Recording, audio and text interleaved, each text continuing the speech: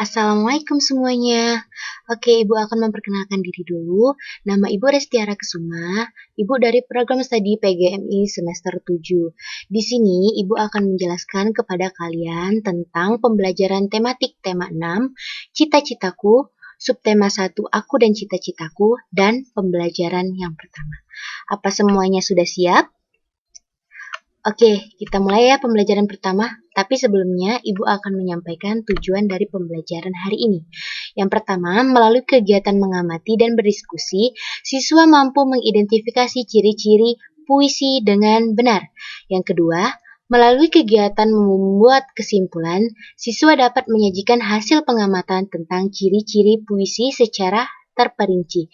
Yang ketiga, melalui kegiatan melakukan pengamatan, siswa mampu mengidentifikasi siklus makhluk hidup yang ada di sekitarnya dengan baik.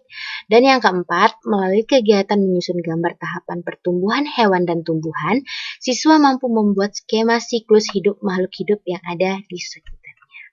Kita masuk pembelajaran yang pertama ya. Di sini sebelumnya Ibu mau tanya kepada kalian, apa kalian mempunyai cita-cita? Ya, pasti dong, pasti kalian semua mempunyai cita-cita. Baik itu ada yang menjadi guru, dokter, chef, pengusaha, nelayan sukses, ataupun petani sukses, dan lain sebagainya. Nah, di sini Ibu akan menjelaskan tentang berbagai macam pekerjaan. Di sini ada, coba kalian lihat gambar yang ada di samping. Di situ ada gambar seorang guru dan siswanya. Dan keterangannya di sini ada, aku adalah seorang guru. Kegiatanku sehari-hari adalah mendidik siswa dengan ilmu yang berguna serta memberikan contoh yang baik untuk bekal hidupnya. Wah, mulia sekali ya jadi seorang guru. Dia bisa mendidik peserta didik untuk menjadi orang-orang yang sukses di kedepan harinya. Oke, di sini ya selanjutnya ada dokter hewan. Kalian bisa lihat ya, di situ ada seorang dokter yang sedang memeriksa seekor kucing yang lagi sakit. Di sini keterangannya ada, aku seorang dokter hewan. Kegiatanku sehari-hari adalah mengobati dan merawat hewan yang sedang sakit. Ini juga kegiatan yang mulia ya, karena dia bisa mengobati hewan-hewan yang sedang sakit. Oke, selanjutnya di sini.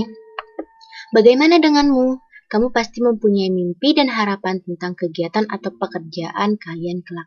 Ya, tentu saja ya, pasti kita semua mempunyai mimpi tentang harapan dan cita-cita kita di kemudian hari. Nah, di sini ada sebuah percakapan yang bunyinya, Udin dan Benny ternyata memiliki cita-cita yang sama. Mereka berdua ingin menjadi seorang guru. Menurut Udin, ia ingin menjadi seorang guru karena gurulah yang membuatnya menjadi selalu ingin tahu tentang banyak hal. Udin menunjukkan sebuah tulisan dari sebuah majalah untuk menjelaskan pendapatnya tentang seorang guru. Oke, di sini ada teks. Coba kalian lihat teksnya. Di sini ada tentang cita-citaku.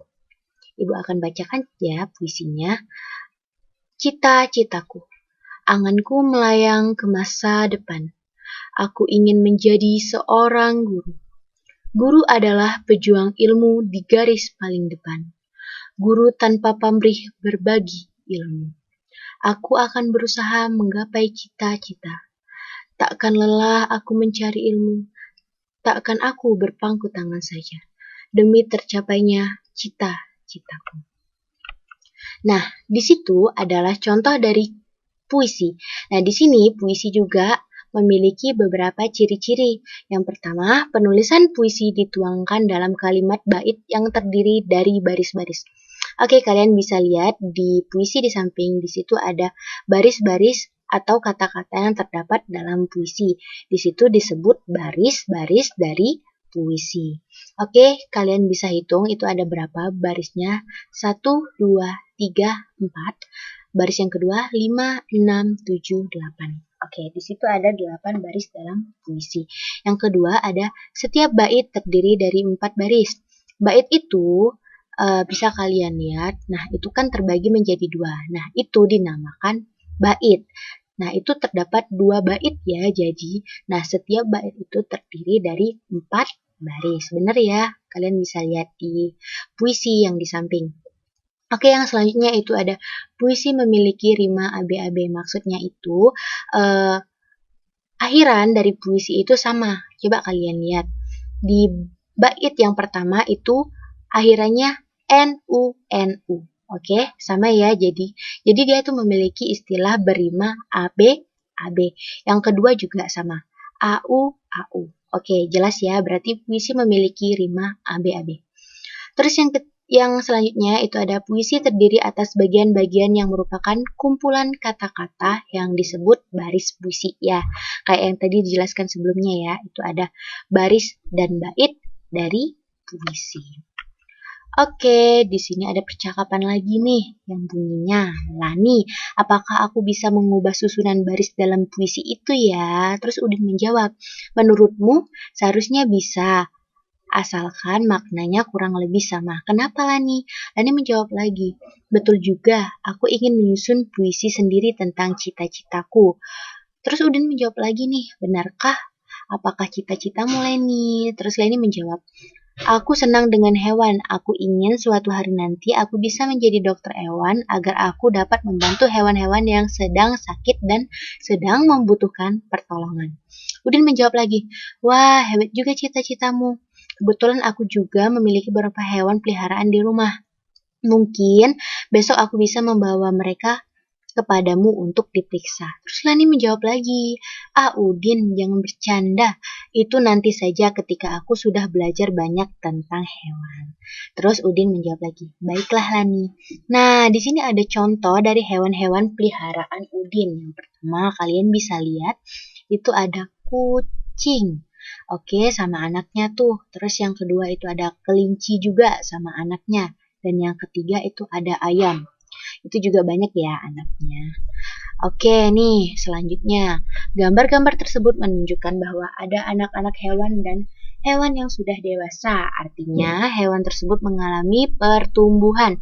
Ada tahap-tahapan yang ada dilalui oleh hewan dari anak-anak menuju dewasa. Nah, di sini ada penjelasan bahwa semua makhluk hidup mengalami pertumbuhan dan perkembangan. Hewan dan manusia juga mengalami beberapa tahapan pertumbuhan dan perkembangan di dalam hidupnya. Tahapan pertumbuhan dan perkembangan hewan membentuk siklus hidup atau daur hidup. Oke, yang selanjutnya di sini ada dijelaskan bahwa hewan mengalami tahapan pertumbuhan dan perkembangan yang berbeda-beda. Hewan yang mengalami perubahan bentuk dalam siklus hidupnya berarti mengalami metamorfosis. Sedangkan yang tidak mengalami perubahan dan dalam siklus hidupnya berarti tidak mengalami metamorfosis. Nah, di sini selanjutnya dijelaskan bahwa di antara hewan yang mengalami metamorfosis ada hewan yang berubah bentuk atau tahapannya dan ada juga yang tidak memiliki perubahan bentuk. Hewan yang mengalami perubahan bentuk pada setiap pertumbuhan dan perkembangannya dinamakan metamorfosis sempurna. Sedangkan hewan yang tidak mengalami perubahan bentuk hanya beberapa tahap saja dalam pertumbuhan dan perkembangannya dinamakan metamorfosis tidak sempurna. Oke, selanjutnya di sini ada, coba kalian lihat, ada kucing. Di sini anak kucing yang pertama, yang kedua ada kucing remaja. Terus yang ketiga itu ada kucing dewasa. Nih, selanjutnya siklus hidup tanpa metamorfosis. Di sini dijelaskan bahwa sebagian hewan mengalami daur hidup tanpa metamorfosis. Nah, daur hidup tanpa metamorfosis ini artinya dia tidak melibatkan bentuk tubuh hewan yang berbeda-beda. Seperti kucing, kalian bisa lihat dari kucing dilahirkan dari menjadi anak kucing, terus kucing remaja dan kucing dewasa dia tidak mengalami perubahan bentuk. Jadi dia itu merupakan hewan yang tidak mengalami metamorfosis. Ada contoh lain yaitu ayam, kucing, kambing, ikan, dan juga burung. Misalnya saja kucing, zigot kucing berkembang di dalam rahim induknya. Setelah beberapa waktu, kucing itu dilahirkan. Seperti kalian lihat, itu ada anak kucing. Terus kucing itu menjadi kucing muda atau kucing remaja. Lalu kucing itu akan berkembang lagi menjadi kucing dewasa. Nah, di sini kita jelaskan juga bahwa ada metamorfosis sempurna dan metamorfosis tidak sempurna. Yang pertama ya, itu ada metamorfosis sempurna adalah metamorfosis yang mengalami perkembangan individu makhluknya mulai dari tahapan telur, larva, pupa, dan imago atau dewasa. Seperti kalian lihat di samping, ada gambar kupu-kupu. Di sini kupu-kupu itu mengalami proses yang pertama itu ada telur. Nah, setelah menjadi telur, maka dia akan menetas menjadi ulat. Setelah itu, dia akan berkembang lagi menjadi kepompong atau pupa. Setelah itu, kepompong itu akan menjadi kupu-kupu muda, dan selanjutnya akan menjadi kupu-kupu dewasa. Jadi benar ya, tahapan dari metamorfosis sempurna itu mulai dari telur, larva, pupa, dan imago. Selanjutnya di sini ada metamorfosis tidak sempurna. Nah, metamorfosis tidak sempurna ini adalah metamorfosis yang melalui tahap telur yang menetas menjadi nimfa dan kemudian tumbuh dan berkembang menjadi imago atau dewasa. Di sini ada contohnya nyamuk. Nih kalian lihat, dari nyamuk dewasa bertelur, terus itu dia berkembang, terus dia menjadi jentik-jentik nyamuk, terus menjadi pupa dan langsung menjadi nyamuk dewasa. Oke. Nah, terima kasih untuk pembelajaran hari ini. Semoga kalian bisa mengerti dan terima kasih sudah menyimak penjelasan dari Ibu. Sampai jumpa. Assalamualaikum warahmatullahi wabarakatuh.